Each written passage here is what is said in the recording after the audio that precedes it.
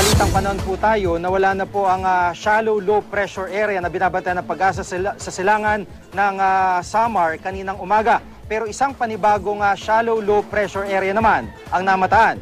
Sa satellite image ng Weather Central, makikita ang shallow low pressure area sa silangang bahagi ng bansa. Namataan ito ng Pag-asa sa layong 850 kilometers silangan ng Bicol Region. Sa ngayon, maliit pang tsansa na maging bagyo ito. Ang mga pagulan na nararanasan ngayon ay dulot pa rin ng hanging habagat.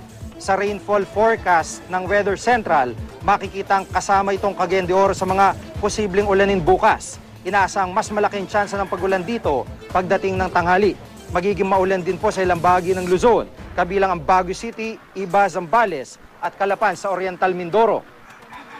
Makakaranas naman ng bagyang maulap na papawiri na may kalat-kalat na pagulan ang iba pang bahagi ng Luzon. Sa Metro Manila, lalaki ang tsansa ng pagulan, banda tanghali hanggang hating gabi.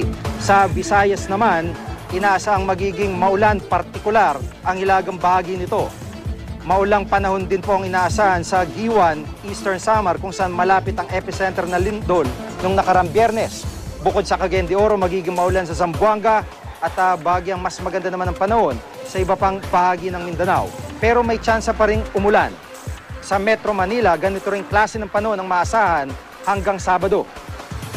At para sa karagdagang weather update, pumunta lang sa GMA News weather page sa www.gmanews.tv/weather o sa facebook.com/GMA Weather. Ano man ang panahon, magplano, magsiguro, makibalita sa GMA Weather.